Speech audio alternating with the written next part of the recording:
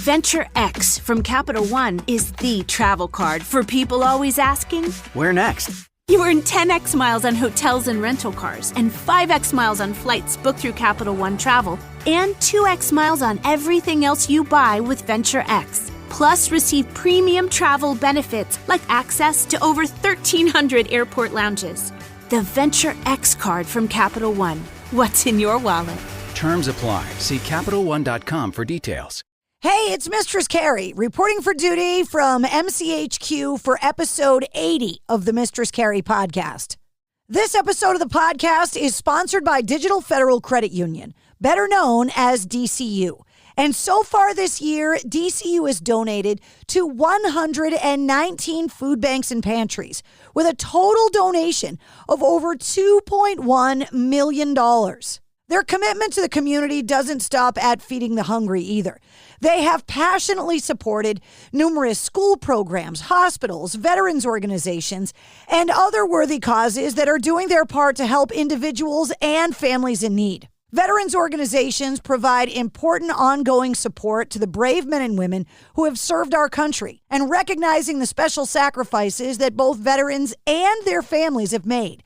DCU's goal is to honor and support our military heroes by continuing to fund new opportunities in the areas of health, employment, and housing through partnerships with local, regional, and national organizations. And this is especially close to me because I've been working with DCU on projects like that for decades now. I've seen the work they do up close and personal, and I could not be more honored to have them involved with the Mistress Carrie podcast. Just a quick reminder that the holidays are coming up quick. And if you're looking for that last-minute gift for the music fan in your life, give them a little Mistress Carrie. Check out the official online store at mistresscarrie.com. Okay, this week's episode is one of my favorite people. Tyler Connolly from Theory of a Deadman. I have known him for years. Matter of fact, he was on episode 34 of the Mistress Carrie podcast. And now we're at episode 80, and it comes out every week. So it's been a while since we've caught up. And it sucks because he's in town, and I can't go and sit down and do the interview in person because the band is in a COVID bubble. Every time we get together, we always have a great time talking about the most random things, and this episode is no different. He talks about the band dealing with COVID and postponing shows and being quarantined in a hotel. We talked about the Beatles and the strange new hobbies he's taken up with all of the downtime because of the virus. We talked about songwriting and the rock music he grew up listening to. And we also came up with a couple brilliant ideas that, well, are in the very early planning stages. Tyler Connolly is so much fun, and he's always good for a laugh, and I love having him on the show. So allow me to introduce you, again, to Tyler Connolly from Theory of a Deadman.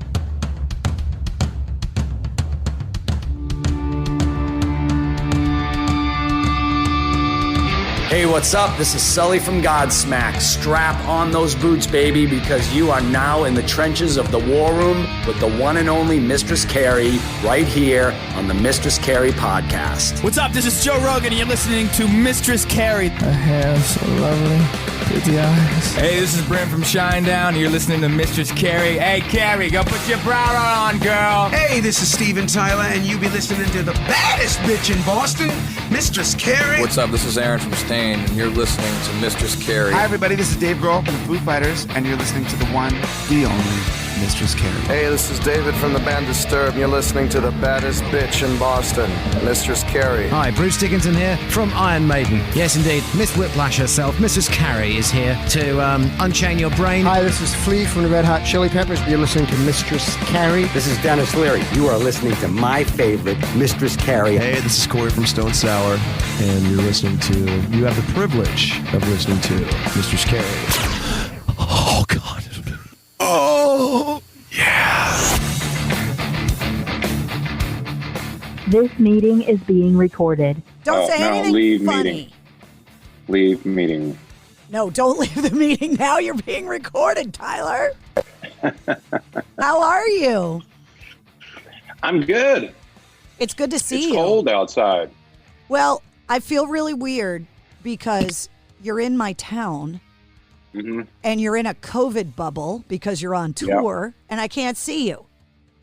Yeah, and we had 4 guys that got COVID a few weeks ago too. So now we're just like super locked down. Won't even see people. We're just it's crazy. But yeah, we're in Worcester, so I got to learn how to say everything properly, you know. Because if I'm in Worcester, I got to go grab me some quarters, go down to Harvard Yard and cop car. I don't know. That's terrible.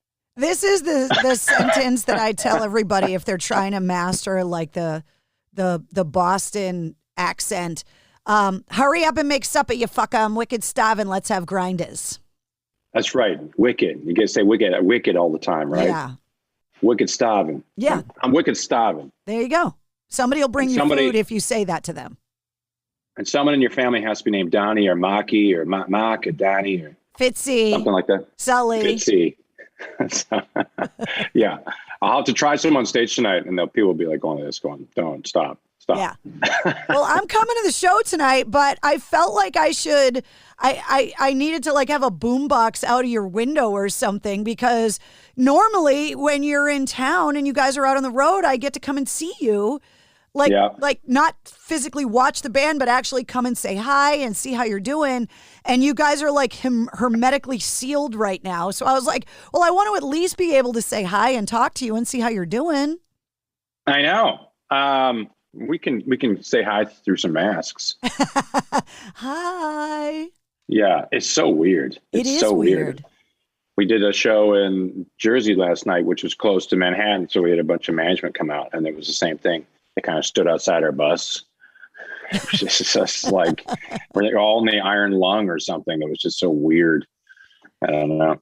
It's so crazy because when you hear stories of people that got it and got really sick, like you listen to Jonathan Davis talk about it, or like Mark Lanigan from the Screaming Trees just wrote a book about it because he ended up in a coma and went deaf because of COVID. And then some people don't even get affected at all. It's a crapshoot.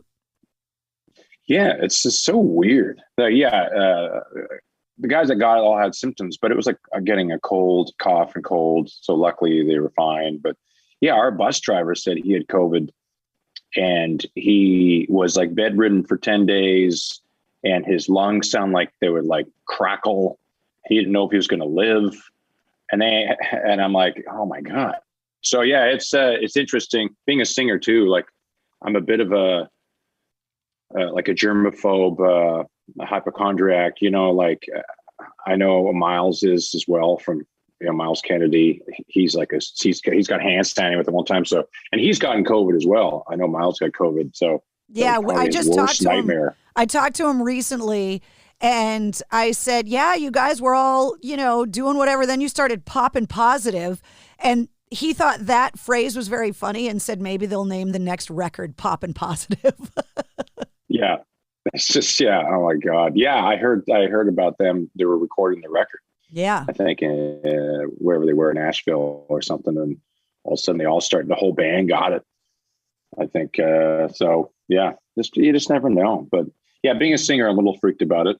Well, I was going to ask you about that because Wolfgang Van Halen talked about, being super careful because, he's like, I'm not worried about dying. I'm worried about not being able to sing. I'm worried about not being able to do my job and having some kind of long-term effects. So that's kind of the thing you're talking about. Yeah. Like we had a contingency for a COVID outbreak in our camp. Our tour manager budgeted for it. But we missed 6 shows, which we're going to make up next year, thankfully. But they said, if anyone else gets it, the tour's canceled because you can't financially continue to just sit in hotel rooms and wait for people to test negative. It costs so much money. So yeah, being a singer, the guys know we can't fly in someone else to sing. It's just the tour. So there's a little bit of stress on me every day. I wake up and I'm like, how do I feel? So yeah. And yeah, there's the weird thing of like being a singer, like, how will it affect me, down the road? Will I not be able to sing for 3 months, 6 months? We're going to go in and make a new record, pretty quick here. So yeah, it's just, but everyone's got their kind of thing. Everyone's probably, a lot of different jobs, probably they worry about it too. Or maybe not. And the thing with canceling shows, everybody that I've been talking to is talking about next year. And literally every band is going to be on the road. So then you've got this whole thing where if you want to postpone gigs, how are you going to make them up in venues that are packed that have no available opportunities for you to come back to town? Oh, yeah. Our agent is, I mean, all the agents, I'm assuming, they're just ripping their hair out because they're just trying to find, we got a fifth hold on this venue on this day. I mean, it's just 4 of their acts have a hold on it before you do, trying to book the same day for your tour. And then you have, fans that have spent money on your ticket, and you keep pushing it. You don't cancel it. You just keep postponing it.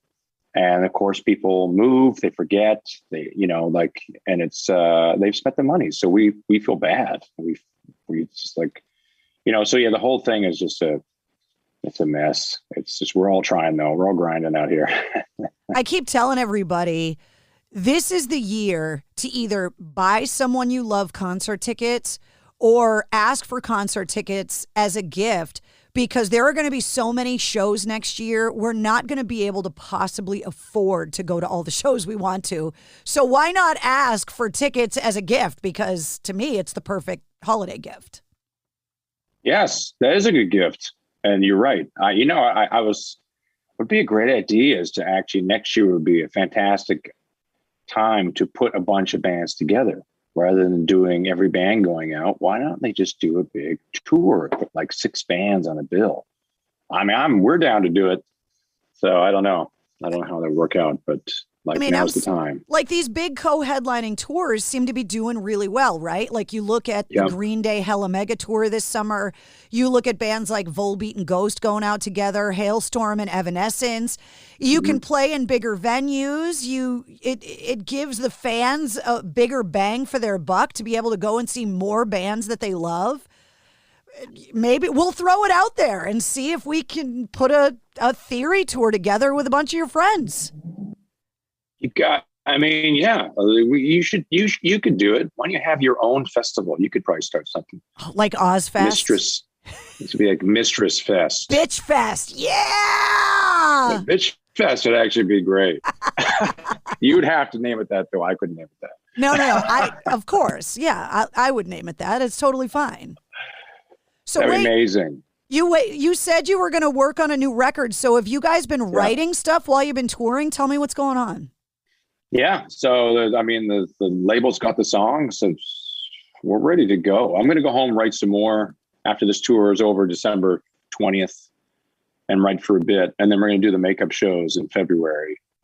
I think it's about a month. I think they'll probably release all those dates, I think, before Thanksgiving.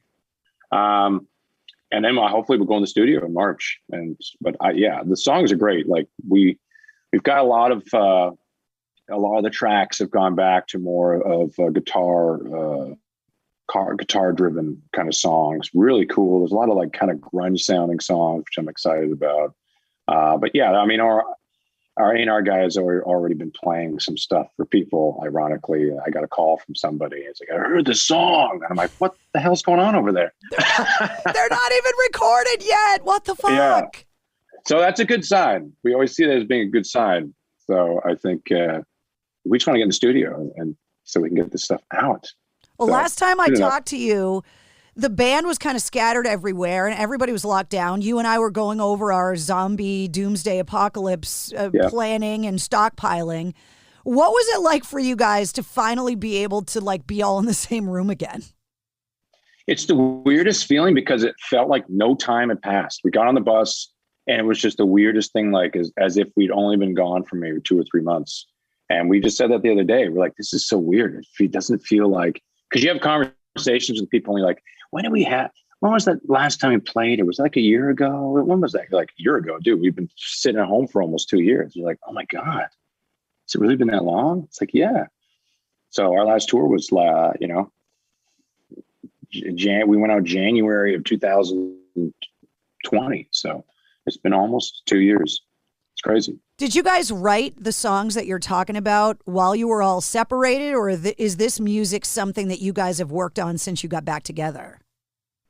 No, it's all stuff that we did when we were at home It's pretty much me and Joe, the drummer, will send stuff back and forth. So he'll put drums on stuff and send it to me, and then he puts bass on some stuff too, and then we send it to the label. Yeah, but it's a lot of stuff. We don't really write on the road. It's just when we're out here, we usually just play Shell 22, and everyone's just lazy. It's AF. Everyone's lazy out here. There's not a lot of motivation. That's what's been going on now. Just video games back on the bus. Watching TV. Yeah, I mean, we all sat in hotels for 10 days when the guy said COVID. We left, and I just went and bought a guitar. Dean went and bought a bass at Guitar Center just so we could just play, just have something in my hand, just while watching TV in my hotel room. And I should write some songs for these 10. Write anything. What a novel concept for you. Yeah, write a song. It's the perfect time. And then I could have a story. I could be like, hey man, this cheap guitar I bought at Guitar Center, I wrote this smash hit on. No, nothing happened. Just watch TV. Lazy. Well, a lot has changed as far as like my podcast and stuff since the last time I talked to you, because we talked a long time ago. And what's something that you started doing, fell in love with, a new habit, or something that you kind of developed or learned to love because of all of the isolation and the downtime you had? Like outside of music. Everyone's became obsessed with jigsaw puzzles. Like if you went on Amazon and tried to get a jigsaw puzzle, you couldn't get it. It was like out of, like sold out. Or it'd be like $50 for some jigsaw puzzle of like a bear or something. And you're like, what is going on? And then you hear from people like, oh man, I just started getting into jigsaw puzzles. I'm like, no shit. So I don't know. I started doing jigsaw puzzles, which is not really a hobby. I don't know. But I did do this thing for my mom, which is hilarious. You ever seen like those rugs? I think it's called like the hook. You get like it's like a big rug and you have to get the hook and loop. Each one through, and then hook and loop. I made a hook and loop rug for my mom. And it's like a horse. And I swear it took almost all of COVID to finish. It was insane how long it took me. And I got to the point where like, I didn't want to finish it. I was going to like send it to her half finished and be like, hey mom, let's do this project together. But I finished it and I sent it to her and she loves it. I think she said, it's too good to put on the floor. I'm going to frame it or something. But that's pretty much what I did. I knitted. That's rock star right there. Please tell me that you have pictures, and why are they not on social media? Because I didn't see them. I do. I did like the the time lapse thing. I did a video of a time lapse. How did I miss this? I didn't put it on social media, but it showed me from like the beginning, and then show the horse slowly being like knitted. They went up. Will you please put this up on Instagram or something, because we need to see your hook and loop horse rug. Yeah, I'm just turning into what's his face? Who is that? Bob Ross. I'm going to become Bob Ross. Did you watch that documentary? No, I want to see that. Is it talk about his family and how crazy it was? You're going to be like angry after you watch it. Yeah, I went angry at Bob Ross. No, angry at his family and the people that are like around the whole. I went down this documentary rabbit hole where I just started watching a lot of music documentaries. Like I watched the David Geffen one and the Ahmet Ertegun one, and just started watching all of this kind of stuff. And that was one of the ones that everybody told me I should watch. And it's, I'm starting to find the end of like Netflix in the internet though, because I've just been. You're at the very end. I'm psyched for all of this Beatles. You're watching stuff to come subtitled out. Shows now. Yeah. Well, I watched Squid Game. Squid Game, yeah, of course. I watched that the first day it came out. Did you watch the 3-2-1 Paul McCartney, Rick Rubin one? I loved it. Did you love it? I was texting people while I was watching. I was texting producers. I was texting Howard Benson. I'm like, have you seen this 3-2-1? I mean, come on, dude. I mean, if you're in music at all, or if you're a songwriter, it's kind of like almost like sad how amazing they were. And, they talked about how the Beatles had 3 hours to write and record a song in Abbey Road. And Rick Rubin was like, so did you ever go in there and just not finish the song? He's like, no, never. He's like, so you actually wrote and recorded a song in 3 hours? Like, yep. And I'm like, it's ridiculous. It's ridiculous, but I love it. I love it really motivates you to try to write a song, but instead I'm going to watch the Bob Ross documentary. Well, you know what was mind blowing for me watching that whole thing? First of all, on the podcast, since you and I talked last, it seems like every musician I talk to, it doesn't matter the genre or whatever, the Beatles always come back. So I feel bad for anyone that's subscribed to the Mistress Carrie podcast that hates the Beatles, because they literally just come up on every episode in some way, shape, or form. But the mind-blowing part of that 3-2-1 series for me was when Paul McCartney was talking about the successful kind of melding of the cynicism and the darkness of John Lennon and the hope and the positivity of McCartney, and how they both traced back to their upbringing. Yeah. And that if you have a happy melody and John Lennon's kind of, cynicism in the lyrics, or you have a down kind of depressing kind of song with Paul McCartney's kind of uplifting lyrics, it's that dichotomy that makes the Beatles music so unbelievable. And since he said that, I've listened to the music completely differently.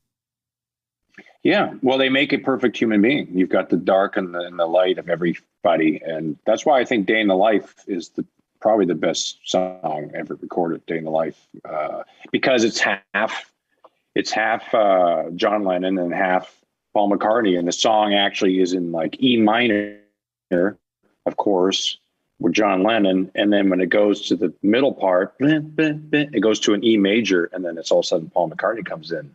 It's just, you listen to it, you're like, okay, this is like the epitome of how, it's just how being a human being, it's crazy. But yeah, you're right. You nailed it.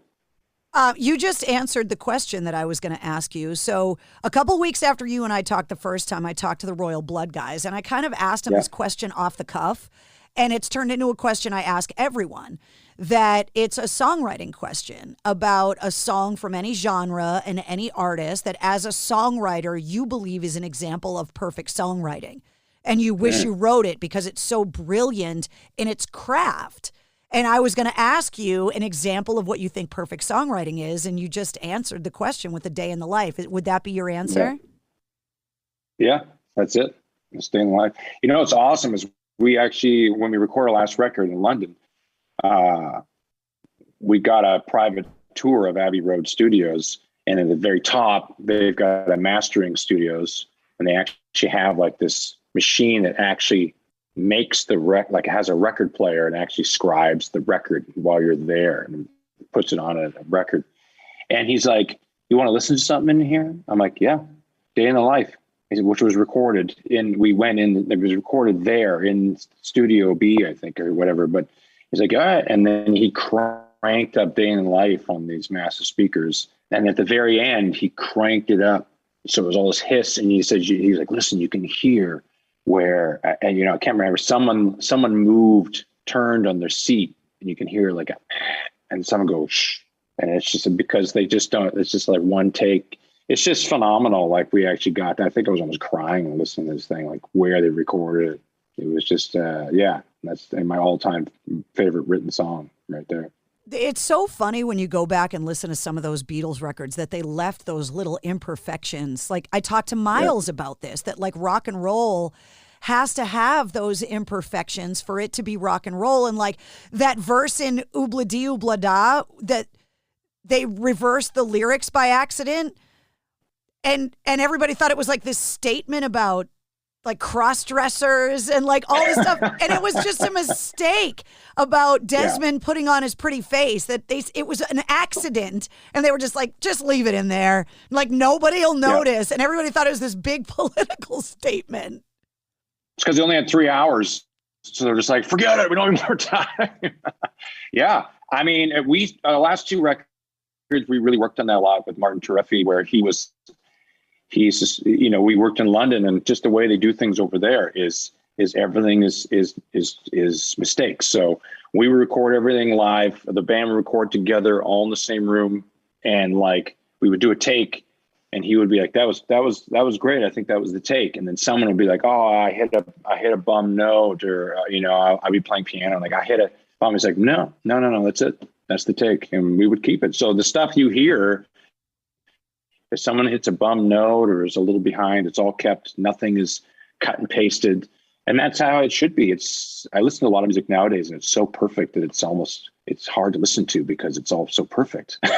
It's not human anymore. We're not robots, Well, that's what Miles was talking about, because they recorded the new Slash record in the way that you're talking about, that live kind of sound. And he was like, imagine going back and listening to like those old blues records and stuff and having them all be perfect. Like the soul would be stripped out of all of that early rock and roll if it were recorded in the way that a lot of people record music now. And you're right. You're talking about, the soul of it, the human element of it, which is what makes it why we love it so much.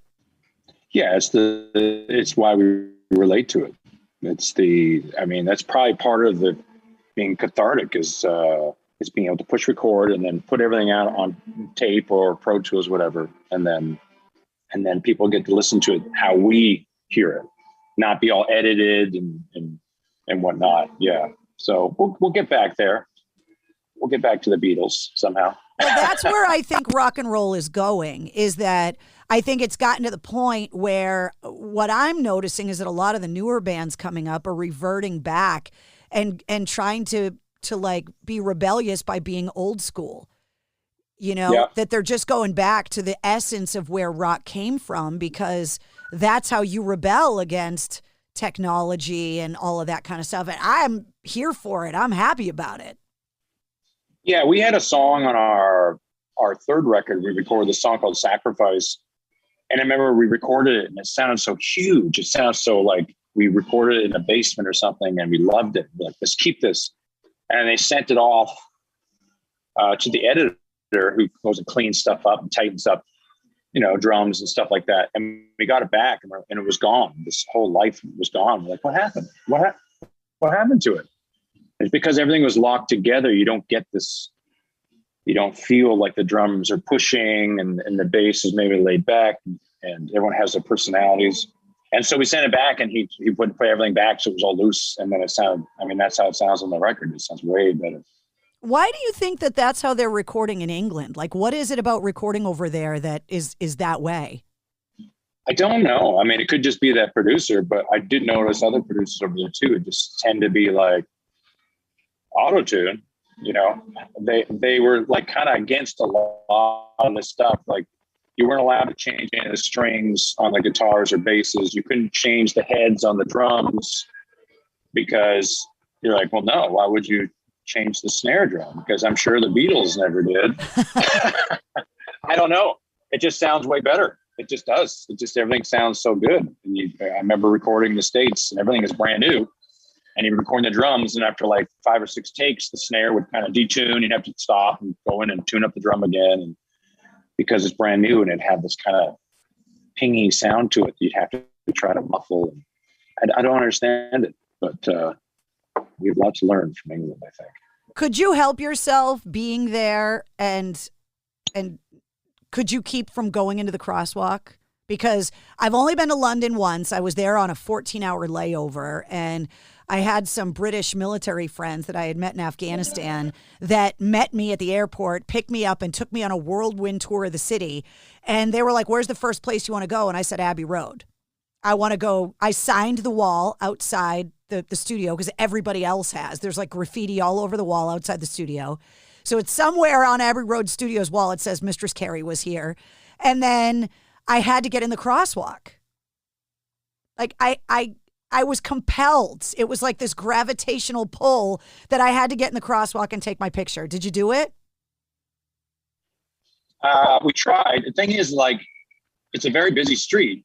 And so people don't care. People driving the cars are just sick of tourists trying to do the walk, and they'll just drive right through you. So I think we tried, and cars just did not want to do it. They just wouldn't stop for us. Yeah, they are just so done with it. They're like, really, you fucking assholes, get out of the road. Yeah, because we've been there a couple times, and each time there was a bunch of people there taking photos and trying to do the walk, and their cars are just like, enough. Yeah, they've had enough. I've got places to go. Yes, the places to go. They're driving on the wrong side of the road as well. So. Yeah, which I could never do. I don't know how people do it. It makes me so weirded out at the thought of it, especially getting into a rotary the wrong way. Ah! Oh my God. Imagine if you're like, hey, I want to rent a car for the day in London. And then you have to do those roundabouts or something. Yeah. Imagine. Yeah, could you even do that? Could you rent a car in London? I guess you could. I guess. I don't know. Listen, you're in Massachusetts. They're called rotaries, not roundabouts. Oh, rotaries. Okay. Is that what you call them over here? How would you say it? Rotary. Was it a wicked rotary though? Oh man, it was a wicked rotary. That's terrible. It's not good. All right. Yeah. Rotary. I like that. One of the other things I started asking people, and I want you to tell me your take on it. I feel like when we grow up, we get exposed to like the music from the people that are around us. So obviously parents, older siblings, the cool aunt and uncle, whoever. And then there's this line where you discover your first kind of band or song or something on your own, and that becomes yours.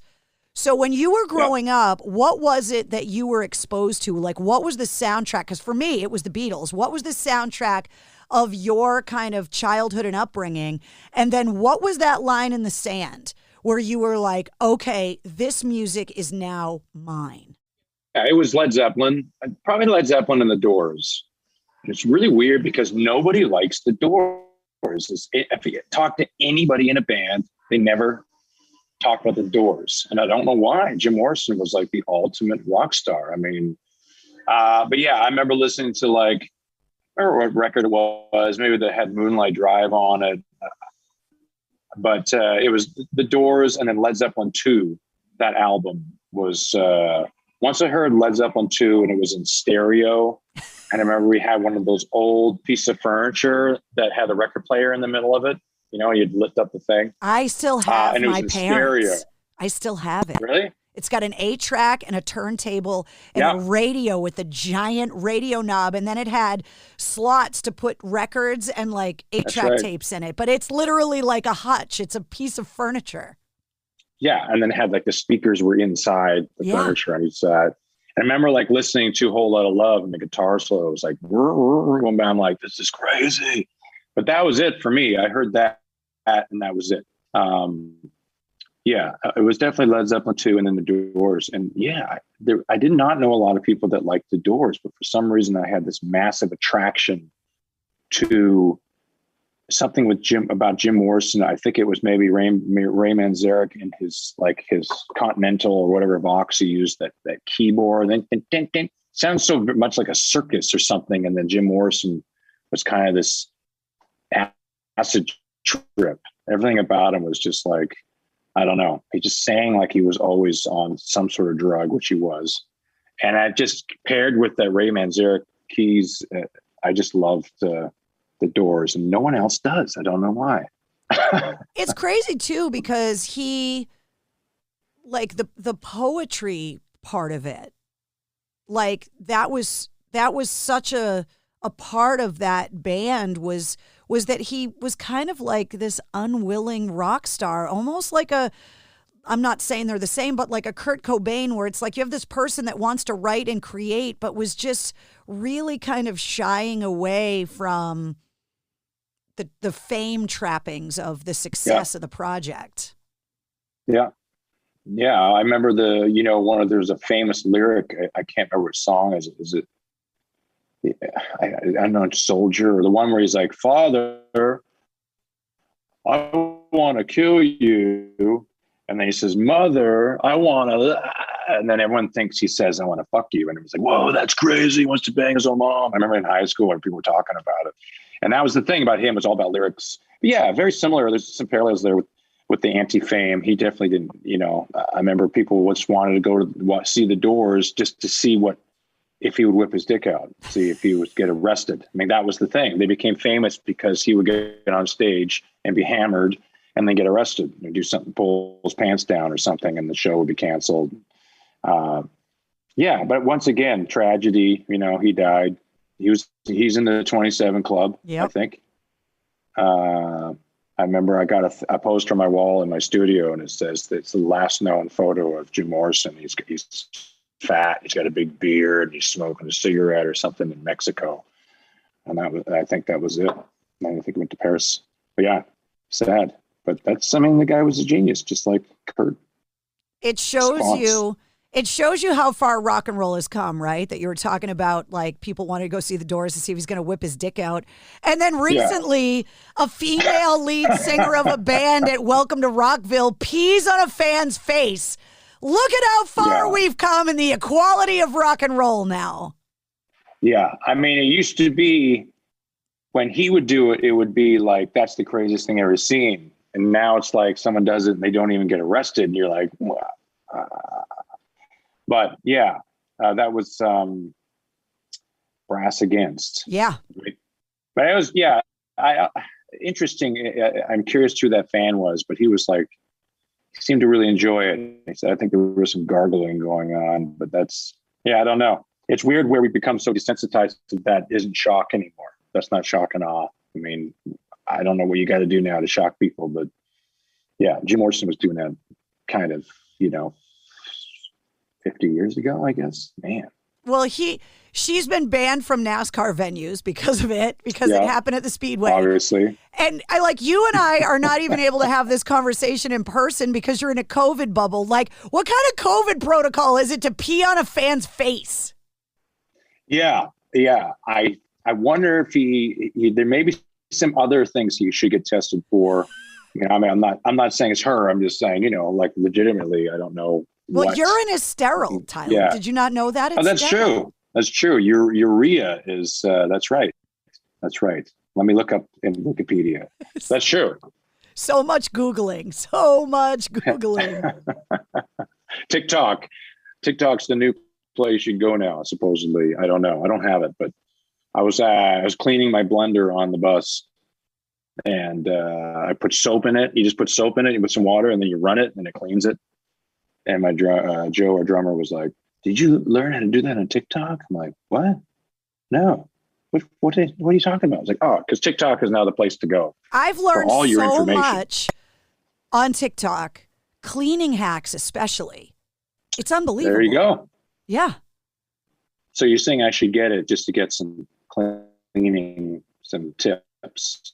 I read something this week. Maybe. I'm down. I'm always looking to learn more. Adele has a secret TikTok account just so that she can go on TikTok and like see what's going on or whatever, but nobody knows it's her. That's right. Cause that's smart. I still do a secret Facebook account, and it's called Tyra O'Connell.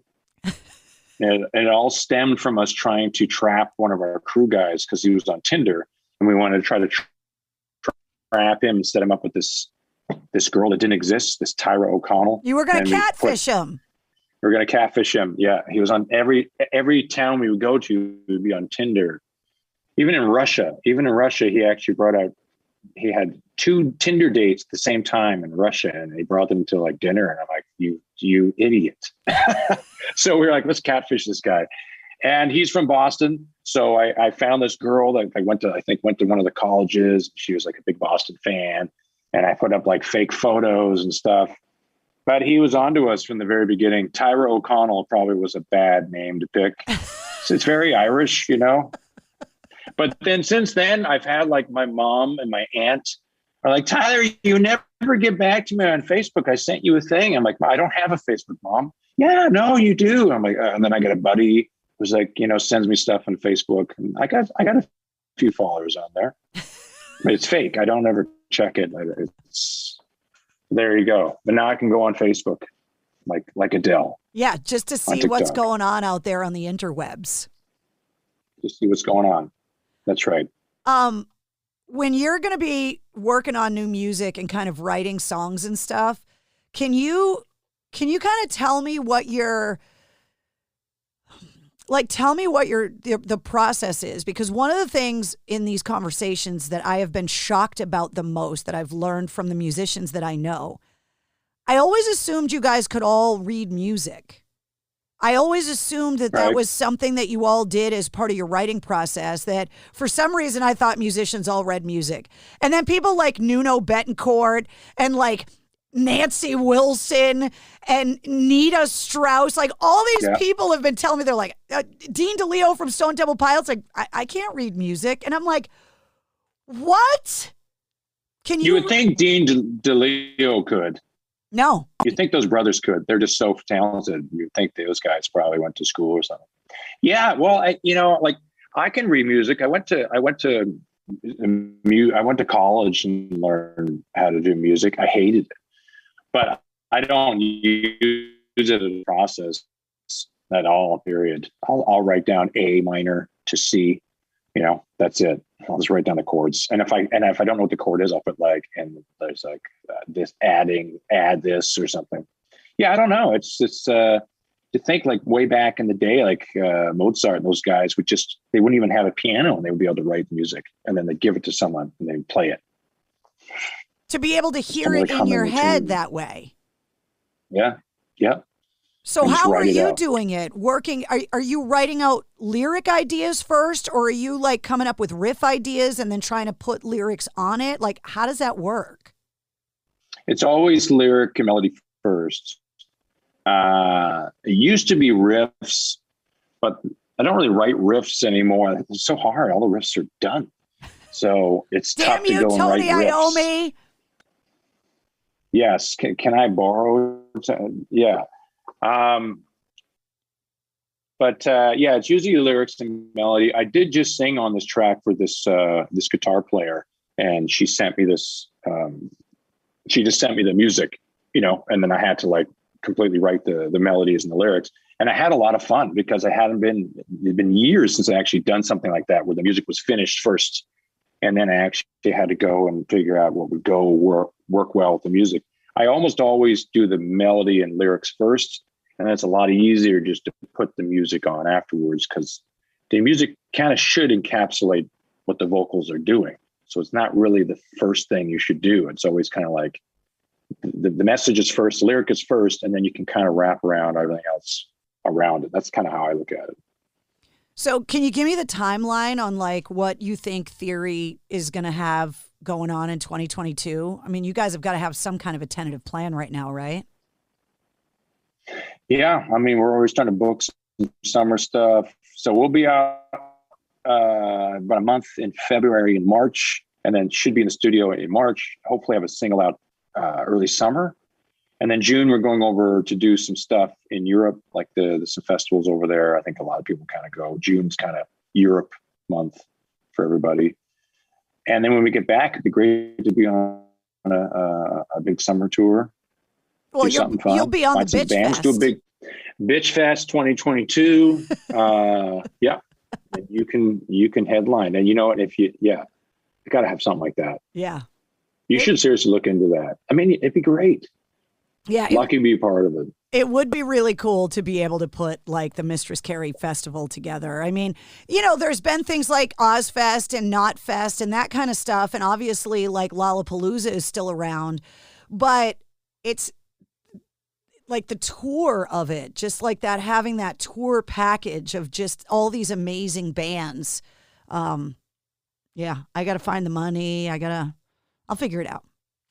Yeah, it can't be that hard. How hard can it be? I don't know. All I do is spend all my time in MCHQ now. Like this is where I sit in a padded room and talk to myself. Thank God you're on the other end, because otherwise I would be insane. Yeah. Well, it's nice to catch up with you. Seriously, when I got the email, I was like, yeah, I just put 100%. I'm down, because it's always great to catch up. It's just such weird times. So it's, we're so used to doing these Zoom things. I do Yahtzee week every Sunday. I do Yahtzee with some family members, and it's just a 4-hour bitch fest. And you argue about stuff. We don't even get to Yahtzee till like 10 p.m. Wait, you're playing Yahtzee on Zoom with your family on Sundays? Yeah. I haven't been doing it since I've been on tour. It's tough because we play shows on Sunday, but yeah, all of COVID. And and it's my mom and aunt, and sometimes some other people come on, but it's fun. It's a lot of fun. We should do a rock Yahtzee. Roxy. We could do a rock Yahtzee. It'd be fun. Well, Jerry Cantrell is, he was always that guy with Vinnie Paul that had like the rock star fantasy football thing. So a rock star game night on like a Monday or a Tuesday when most of you guys aren't gigging would be very cool. This is such a great idea. We should look into it. Yeah, Jerry was big into poker. I know I've done poker at his house a couple of times, but they should bring that back. We should do some sort of rock game night. This is a really great idea. We come up with good ideas when you and I talk together. Came up with this. Yes. We've got 2 gold ideas right already. So I think I have a couple more. Yeah. And then we see how lazy I am and just go back to the bus and start watching the Bob Ross documentary. Bitch Fest and Rockstar Game Night. We're going to make them happen, Tyler. Yeah, I will do it. I'm down. Me and Dave Brenner have so many ideas that never come to fruition. It's crazy. But me and Dave do have something that's coming up that's awesome. And it has to do with guitar and TV. And we're just trying to get it together. And it's been a real pain to try to get it together. But it was Dave's passion project that I was lucky to be involved with. But I can't wait for you to see it. But I can't really talk about it yet. But I'm excited for it to happen so we can show people. But it's awesome. When's it going to be announced? I don't know. It's one of those things like we shot a pilot. So we've got to get someone to want to pick it up. But yeah, worst case scenario, we got this awesome idea, and it turned out better than we thought. So, and there's some people, there's people that are involved with it that are on it. So it's going to be cool. But I'll let you know. Yeah, let me know when you're allowed to announce it. Let me know. I will get to work on Bitch Fest 2022. You start putting the Yahtzee tournament together. Yeah, and we'll reconvene in the new year. Yeah. Okay, cool. That's all you want for Christmas this year is Bitch Fest to be put together and rock Yahtzee night. Got it. Well, it was so good to see you. Thanks for hanging out with me. I'm sorry that we're not hanging out in person, but have a great show tonight. Yes, thank you. And I apologize. It looks like I'm in some sort of prison or mental institute. This is someone's dressing room. I don't know whose it is, but their internet works. So, but yeah, it's great to catch up. That's what everybody thinks. It's so glamorous backstage at shows. And right now you're showing that it looks like you're in the hallway of a like post-World War II school that it's like cinder blocks. Yeah. And they paint everything that's like the light green because it's supposed to be calming to mental patients or something. You know what I mean? Like there's not much going on here. There's like 1,000 couches. That's seafoam green. Seafoam green. It's very, very nice for the 50s. And I love that the couches are all leather so they can be wiped down in a rock star dressing room. That is rule number 1. It's disgusting, but it's rule number 1. If you're going to put sofas in dressing rooms of a venue, it's got to be leather because they have to be wiped down. That's so gross. Yeah, exactly. Well, tell the guys I said hi and we'll catch up soon. Yes, thank you so much. I will. Happy holidays. Happy New Year. Hopefully 2022 is going to be better than the last couple of years for us. I have a lot of high hopes for a lot of the amazing music we're going to get next year, the amazing tours we're going to get next year. We just all got to stay healthy to get there. Yep, 100%. All right, we'll talk to you soon. You too. Thank you. There he is, the one and only Tyler Connolly from Theory of a Deadman.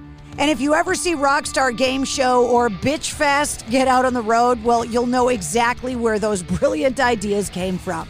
If you liked what you heard, don't forget to hit subscribe and follow so you don't miss anything from the Mistress Carrie podcast. New full-length episodes come out every Wednesday. And every weekday, you get the Sit Rep.